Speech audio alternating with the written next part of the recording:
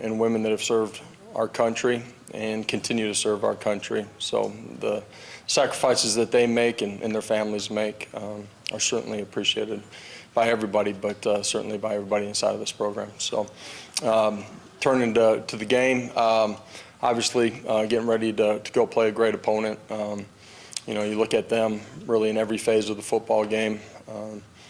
Extremely talented, coached extremely well. They play hard. They play fundamentally sound. They make you earn it in every way. And one that be a great environment and great opportunity for everybody inside of this program. So open it up.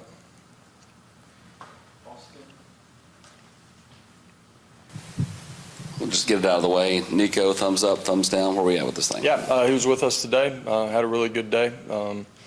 Feel like he'll be in great shape for Saturday. But you guys can monitor the whatever the report is that comes out on Wednesday and track it through the week. But certainly feel like he'll be in a good spot.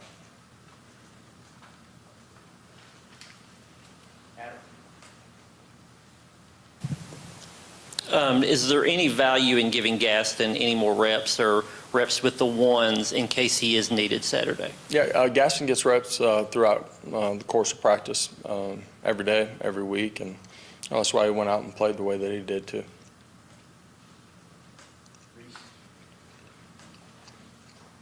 Another question on Dante about the injury. What's his status?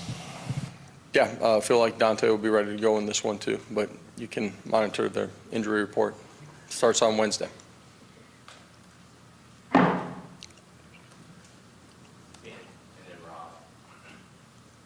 Josh, anything y'all,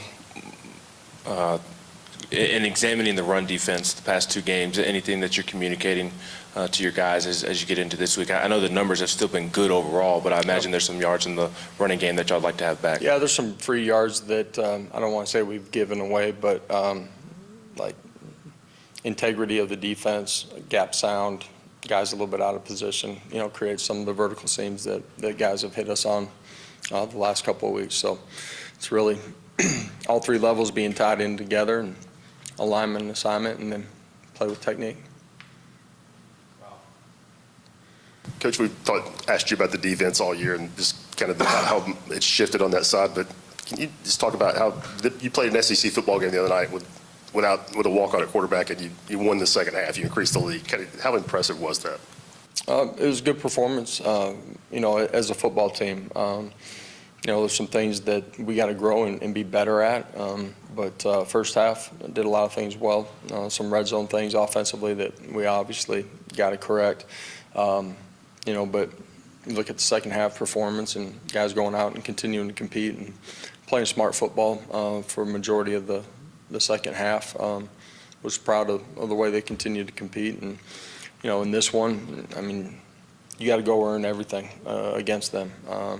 Offensively, extremely talented playmakers out on the outside, good offensive line, talented running backs, quarterback is a dynamic player. And, defensively, it's a typical Georgia defense. It feels like Lance Hurd is starting to find his groove a little bit. Is that bearing out on film when y'all go back and watch it? Yeah, certainly. Lance is a guy that missed a bunch of training camp, missed some practice time in the middle of the season, and as a young player, this is really the first time that he's been a starter. Second year in college football, just continues to get better, and that's an understanding of what we're doing, but also playing with fundamentals and technique. Josh, what did Boo do to win the opportunity to be the punt return guy Saturday, and what did you think of his performance? How comfortable are you with him on the road in that role? Yeah, we are comfortable with him. You guys have seen really three different guys back there that have the ability to return for us. Feel comfortable with all of them. I said it after the game, it wasn't just what Boo did last week. It's just a culmination of him growing as a young player to gain the trust, and that's not just over a week's worth of practice, but really an entire month, his consistency and growth. Coach Dillon talked during the offseason about building up his body to be durable for the workload. You guys are giving him a lot of carries. He had 30 carries the other night. Yeah. How much of what he's been able to do and kind of be the workhorse for you guys is what he did in the offseason versus just his toughness and mindset to I think keep playing? it's all of it, his maturity, the change in the room with the two guys that we lost, his growth, physically. All those things play into him being the guy that can carry the bulk of the load and really him playing the way that he has throughout the course of the year. Coach, Carson's struggles have been pretty well documented. What do you see from him at quarterback, one, and then two, how has Nico managed that NIL so effectively? We heard coaches talk about how important that was to locker room chemistry. Yeah, he's an extremely talented quarterback that's played extremely well throughout the course of the season. He's the key that turns the ignition for them on the offensive side of the football. Playing quarterback, man, sometimes what people see isn't just the quarterback play. It takes all 11 playing together. He's a really good football player. Coach, what's the value of showing a play or a formation and forcing an opponent to have to prepare for it versus maybe saving it for a certain occasion in the right moment? And at the end of the day, every Saturday is a new season. You can look at the scores every week and you can see that play out. So it's all about putting your guys in the best position to be successful. Coach Cam Selden got some playing time, some carries the other night. Seems like he's been kind of in and out of the lineup all season. What's this season been like for him since he came off the shoulder injury? Yeah, it's just, as a young guy, he's had to battle his way through some injuries. Early in spring ball, limited some of what he was able to do during the course of training camp, built his load, kind of got nicked up in the middle part of it and missed some time. He's just a young player who's going to continue to get better. I love his attitude, his effort, his want to. He's a guy that's always in here watching extra film, so he's got a great future in front of him. He's just got to continue to chase it. I know that you got a ton of new faces from when you went down there 2 years ago, but the magnitude of that game then was enormous. But just how much more prepared do you think this team is, this program is, to play in a game like this in your fourth year with what you've established? Yeah, more prepared. We've been in all of our systems longer. This football game is different than the last one. Still facing a great opponent, and you got to handle everything that comes with being in a game like this, and you earn the right to play in big football games, by what you do during the course of the season. And some of the things that didn't go well last time were a direct reflection of who we were playing, and some of it was some things that we can control too, and in these games, you got to do ordinary things at a really high level consistently. And, for us, that means you got to prepare at an elite level. You got to practice really well and put yourself in a position to go play good football. West and Austin. Josh, are you, some coaches like to, treat every single day the exact same no matter what's going on, and some kind of lean into the whole this is a big game thing. And I'm wondering which way you try to be like that, and if you were the same way as a player. Man, every week you have the opportunity to play the biggest game of the season. It's the only one that's on your schedule. We're in the arena, coaches, players, and you better be in the present. So that's what we focus on, no matter who the opponent is. We understand the quality of the opponent that we're playing this week. Were you like that as a player too, or did you evolve kind of into that mindset? Man, focused on the here and now. Was around the game long enough to understand that, what people are talking about in the past or in the future,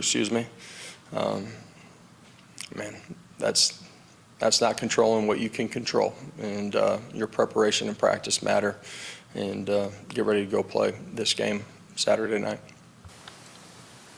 Diego Pavia is suing the NCAA for another year of eligibility due to some JUCO stuff. I mean, Miles Kitselman kind of has a similar path. Didn't play a whole lot of football before he got here.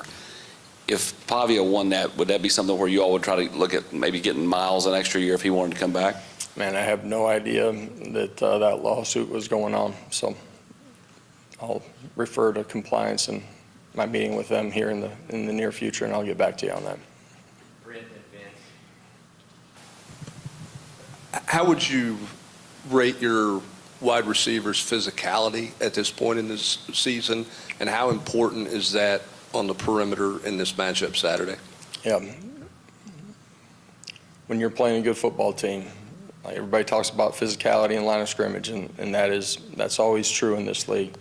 But you better be physical out on the perimeter too. And our guys have done a good job within the scope of what we're asking them to do to play with fundamentals, play hard, and to block when they need to. Josh, what are some specific things you see in Georgia's defense and what challenges and what they do scheme-wise?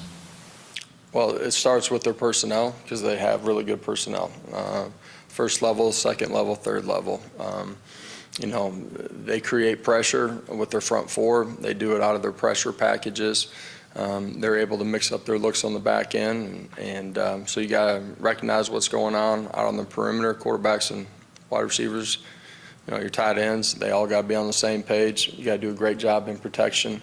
But it starts with having the ability to run the football too. If you're one-dimensional, they're going to make it real tough on you all night long.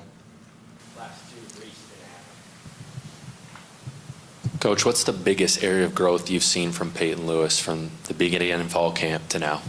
I just think complete understanding of what we're doing, understanding how to play with pad level. The jump from high school to college football and playing college football inside of this league. It's dramatically different. He's a guy that continues to grow every single day. He has been really reliable for a young guy that's gone in. You see that on offense, but he's done a great job on special teams too. Josh, when you get Jermod McCoy out of the portal, he's sort of bumping up a level playing in the SEC. Are you surprised that it's come this quickly, that in year one that he's been able to play this well, or did you guys see that from your analysis of him before he got here? We expected him to come in and play extremely well. He had shown that on tape against good competition. His athletic traits, his mind for the game, and ability to soak up information and grow every single day. So we expected him to play at a really high level. Man, I love what he's done and how he's competed this fall. All right, appreciate it. You guys have a great day. Mike, even you too. I appreciate you not wearing red today.